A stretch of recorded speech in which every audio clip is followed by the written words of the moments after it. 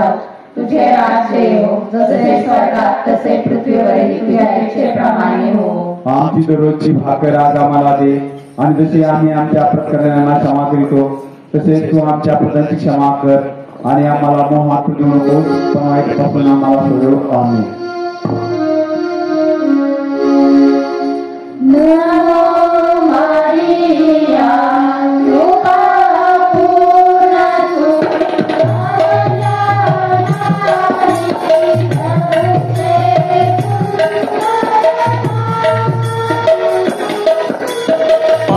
पावन मारिया देव माता तू आमात विनव माता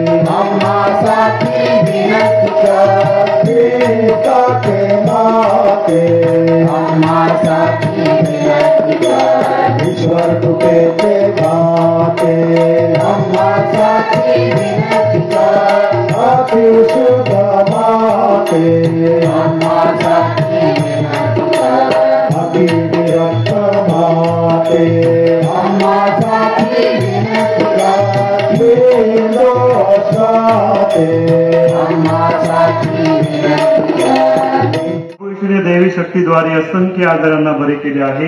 म्हणून प्रभूकडे आपण आजारांसाठी प्रार्थना करूया. हे प्रभू, जे आजारी आहेत त्यांना शारीरिक मानसिक यातनातून मोकळे कर व त्यांना विश्वास आणि निरंतर स्वास्थ्य प्राप्त करून दे. पवित्र आत्म्याच्या कृपेने या रोग्यांची लढा कर. या रोगीलाही माते त्यांना आजारात सहनशक्ती दे.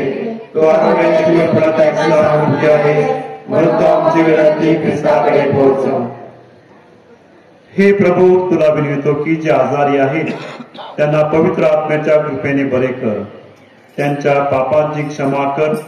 मनाची व देहाची सर्व दुःखी त्यांच्यापासून दूर कर.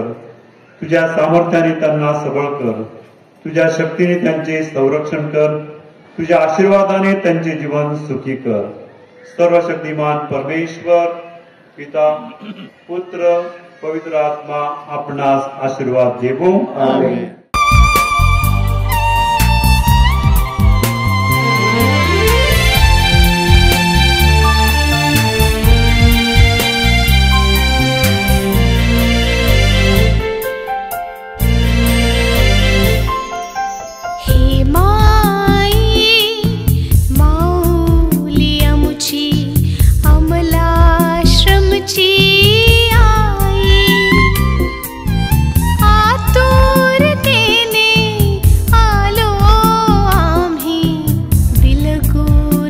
बसू तुला ग हे माई माऊली आमुची अमलाश्रमची आई आतुरतेने आलो आम्ही बिलगून बसू तुला ग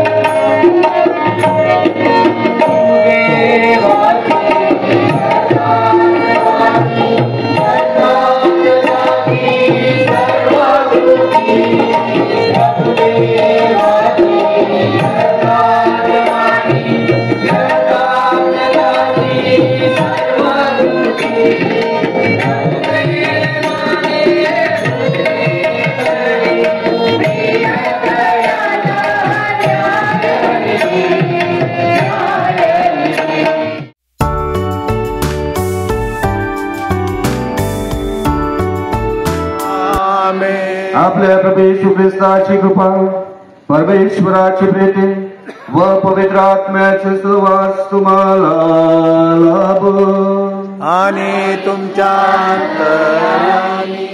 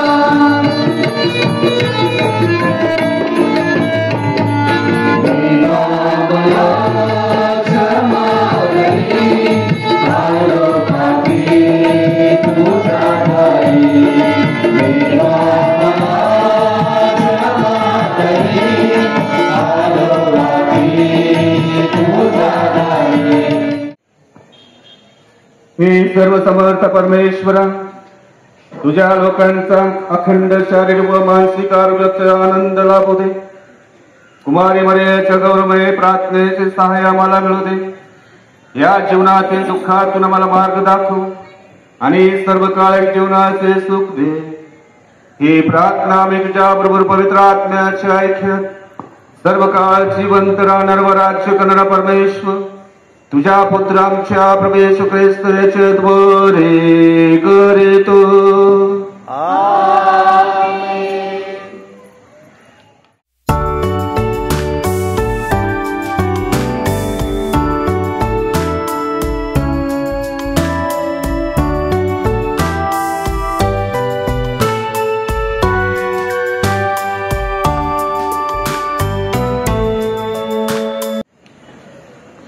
ख्रिस्ताने माझ्या प्रिय बंधू आणि भगिनींनो, अच्छा आठवा पुष्प अर्पण करण्यासाठी आणि या पवित्र उपवास विधी साजरे करण्यासाठी आपण एकत्र जमलेलो आहोत. पवित्र मरियेच्या मध्यस्थीद्वारे तिच्या पुत्राचं प्रेमाचं व आशेची अनुभव घेण्यासाठी आणि जसं पवित्र मरियेने संपूर्ण जीवनाच्या अंत्यपर्यंत प्रत्येक गोष्टीवर मननचिंतन केले, तिच्या हृदयात घेऊन तो मननचिंतन केले आणि त्यातच आपण गेल्या 8 दिवसापासून प्रत्येक शब्दावर मननचिंतन करण्याकरता आपण इकडे एकत्र जमलेलो आहोत. ख्रिस्ताच्या माझ्या प्रिय बंधू आणि भगिनींनो, एका आईला 3 मुलं होती आणि एक दिवस आई विचार केली, मी म्हातारपणामध्ये माझे 3 लेकर माझी काळजी घेऊ शकतात का, मला सांभाळ करू शकतात का, मी जसं त्यांच्यावर प्रेम करतो तसं मला ही 3 लेकर प्रेम करू शकतात का, असं विचार मनामध्ये गोळत असताना एक दिवस ती आई विचार केली, माझ्या लेकरांना काहीतरी परीक्षा द्यावा लागतील, ज्या परीक्षेमध्ये जर त्यांच्या संस्कार जे मी संस्कार त्यांच्यावरून घालवला आहे ते संस्काराद्वारे मला काहीतरी प्राप्त होतील का, असा विचार करून एक दिवस 3 लेकरांना जवळ बोलून घेतले आणि 3 लेकरांना प्रत्येकाला 100 रुपये दिले. आता तुम्ही म्हणता दादा 100 रुपये काय असतं, एखादा भिकारीला आपण 100 रुपये दिला तर तो वापस देऊ शकतात आणि या 100 रुपये काय, आज तरुण पिढीला 100 रुपये काहीच नाही. 35-40 हजार रुपये मोबाईल वापरणारा युवक युवतीला 100 रुपये काहीच नाही. परंतु ही आई फार धार्मिक होती, गरीब होती, म्हणून ह्या 3 लेकरांचं परीक्षा पाहण्याकरिता 3 लेकरांना 100 रुपये दिले आणि म्हणाले, बाळा आज दिवसभर तुम्ही बाहेर जा आणि हे पैसे तुम्हाला जसं वापरायचे, जसं खर्च करायचे तसं खर्च करा आणि संध्याकाळी घरी या. 3 लेकरांना फार आनंद वाटले. कसं काय माझ्या,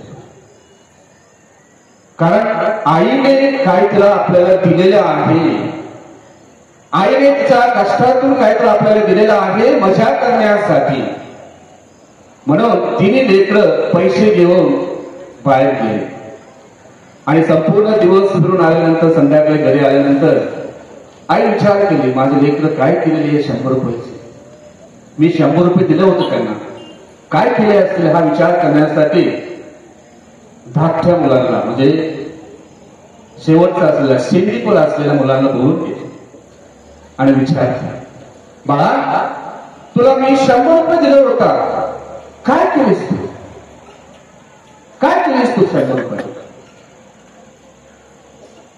धाकट्या मुलगा म्हणाला, आई मी 50 रुपयाचे बर्गर खाल्ले आणि तुला पण एक बर्गर घेऊन आलेले आहे, परंतु घरी ठेवलेले आहे, खोलीमध्ये ठेवलेले, संध्याकाळी तुला खायला देणार. आईला फार आनंद वाटला, ज्या संस्कारमध्ये मी घडवलेला आहे, जे प्रेम मी दर्शवलेलं आहे, मी जे कष्ट त्या लेकरांसाठी केलेलं आहे त्याचं महत्व किंमत त्या माझ्या मुलांमध्ये आहे, म्हणून आनंद वाटला. आणि म्हणून आनंदाने पाठी शबाश बेटा तू माझी काळजी घेतलेला आहे, माझ्यासाठी काय तर आणलेला आहे असा आनंद व्यक्त. दुसऱ्या मुलाला बोलून घेतले, हे बाळा तुला सुद्धा मी 100 रुपये दिले होते ना, कायच केले.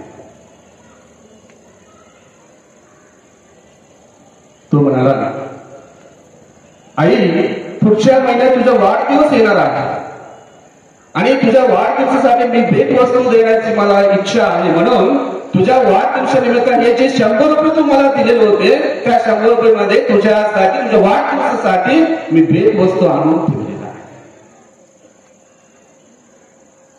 आईची आनंद द्विगुणित झाला, फार आनंद वाटला. आनंदाने भरून गेले आहे. पण दोन्ही मुलाला शिफारस केली. आहे का तुमच्या घरामध्ये असं लेकरं? नाही म्हणायचंच नाही. आपले लेकरं आहे, फक्त आपल्याला वेळ नाही आपल्या लेकरांसाठी. नंतर आईने मोठ्या मुलाला बोलून घेतले, तिसऱ्या मुलाला, आणि त्याला विचारलं, ए भाऊ, तुला पण मी 100 रुपये दिले होते ना, काय केलं? मुलगा म्हटला, आई 100 रुपये मी हरवलं, माझ्याकडून हरवलं. आई एवढं चिडली, जेवढा आनंद होता तो आनंद वेगळ्या वातावरणामध्ये निर्माण झाले. चिडली, तू मूळ कायस का? तुला अक्कल नाही का? अमुक तमुक रागाने बोलू लागले. तुला हे 100 रुपये सांभाळता आले नाही, असं रागाने चित्ता त्याला बोलत असताना दाराजवळ बेल, दरवाजाचा बेल आवाज, बेल वाजला, आणि ते रागाने आई दरवाजा उघडण्यासाठी धावत गेले, आणि दार उघडल्यानंतर त्या दाराजवळ एक भिकारी उभे राहिले होते.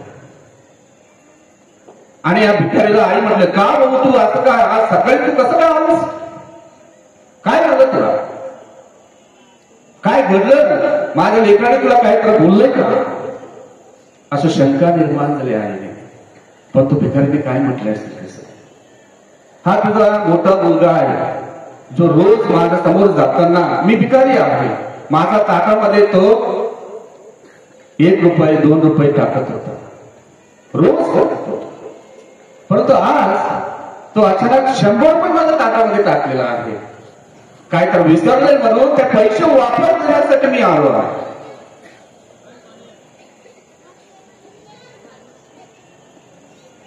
आई ज्या वातावरणामध्ये छिपलेले होते, मुलगा बेडरूममध्ये जाऊन झोपलेल्या आईला न काही म्हणता फक्त आईला म्हटलं, माझ्याकडून पैसे हरवले.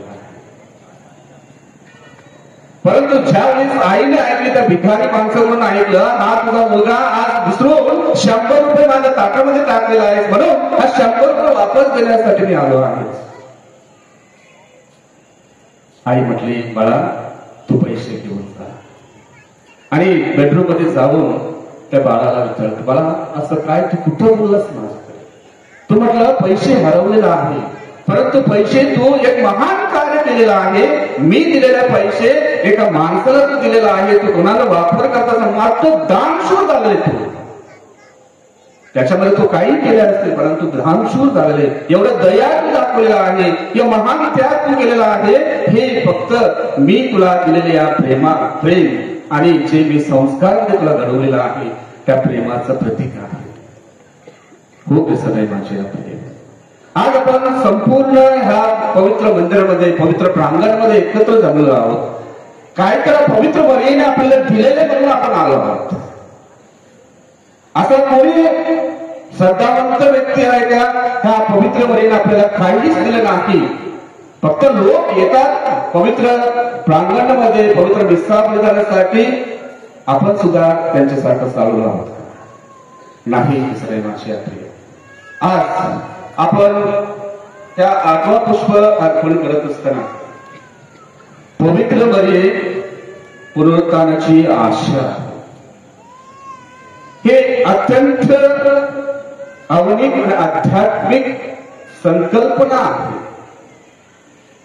पवित्र मर्यादे पुनरुत्थानाची आशा आहे, एक अत्यंत आध्यात्मिक भावना आहे. विश्वासाने, नम्रतेने आणि तेवढंच नाही सेवेची जीवन जगले, तसंच आपण सुद्धा आपल्या दैनंदिन जीवनाद्वारे पवित्र मर्यादेच्या मध्यस्थद्वारे त्या तिच्या पुत्राचं जीवन जगण्यासाठी, तिच्या पुत्राचं साक्षीकरण देण्यासाठी परमेश्वराने मला आणि तुम्हाला कृपा सामर्थ्य देव म्हणून आजच्या विधीमध्ये आपण प्रार्थना करूया.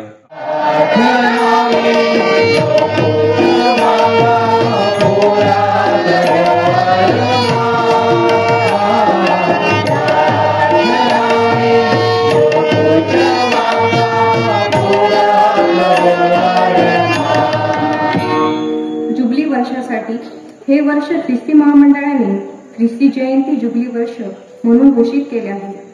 अनेक कॅथलिक बांधव मंडळीतून हरवले आहेत. या जुबली वर्षात यात्रेत पूर्व म्हणून आशेच्या प्रवासासाठी सर्वांनी एक व्हावे. हरवलेल्या मेंढपाळांनी परत कळपात येण्यासाठी आपण प्रभूची प्रार्थना करूया.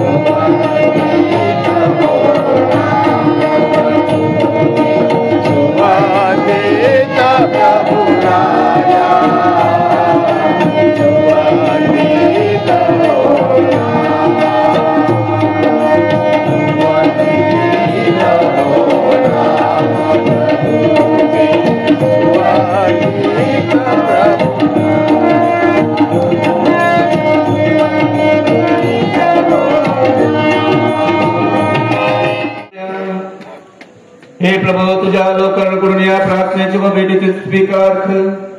तुझ्या पुत्राची माता धन्यकुमारी मरियम हिच्या मध्यस्थीद्वारे आमची प्रार्थना व विनंती ऐकून घे. ही प्रार्थना मी आमच्या प्रभू ख्रिस्ताद्वारे करेतो. प्रभू तुम्हा बरोबर असो आणि तुमच्या अंतर्यामी तुमचे अंतकरण प्रभूकडे लावा. आम्ही तिला दिले. प्रभू तू खरोखर पवित्र आहे. सर्व पवित्राचा तू गम आहे.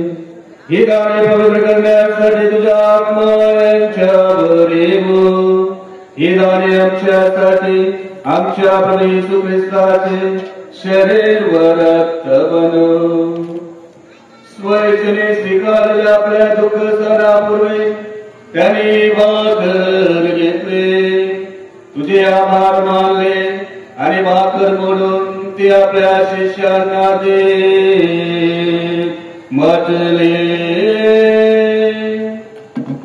तुम्ही सर्वजण ही घ्या आणि खा, कारण हे माझे शरीर आहे, हे तुमच्यासाठी अर्पले जाईल. हे माझ्या स्वामी, हे माझ्या देवा.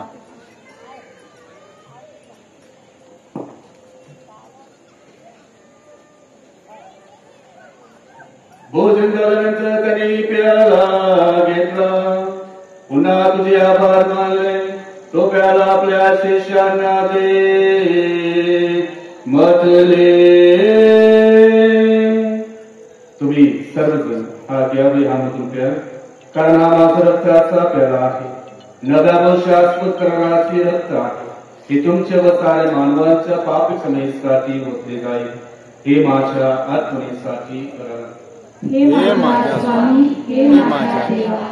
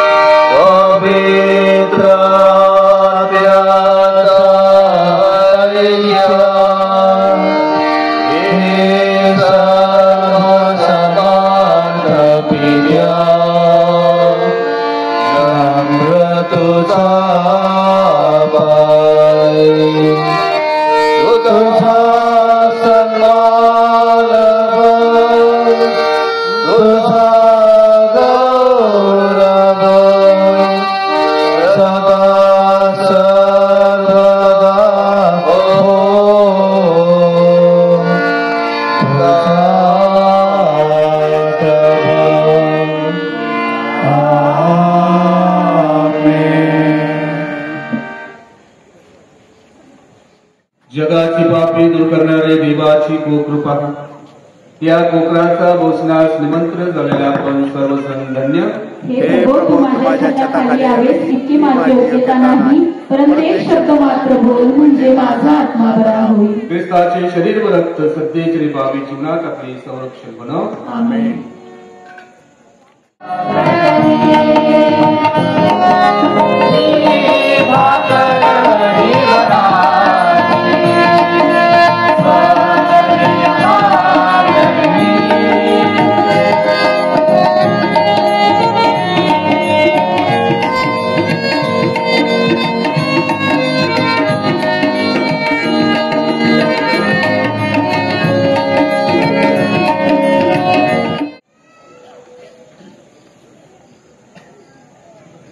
आपण प्रार्थना करूया. हे प्रभू, कुमारी मरियेच्या सन्मानार्थ आम्ही हे पवित्र साक्रमेंट आनंदाने साजरे करतो आणि तुझ्या देवाची याचना करतो. तिच्या विश्वासाचे प्रेम, तुझ्या तारणकाळात अधिक विश्वासपणे सहभागी होण्याकरिता आम्हाला स्फूर्तिदायक ठरव. ही प्रार्थना मी आमच्या प्रभू ख्रिस्ताद्वारे करीतो.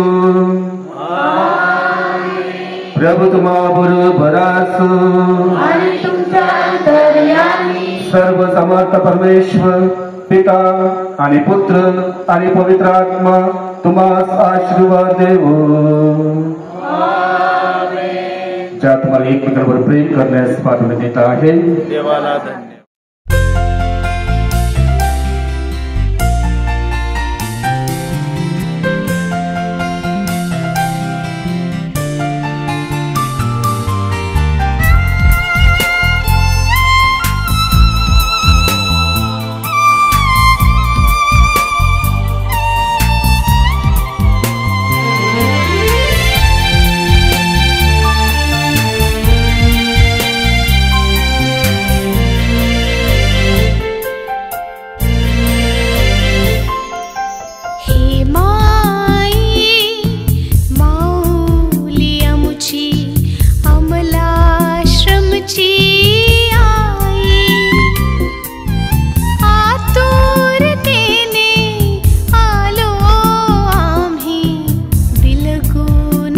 सो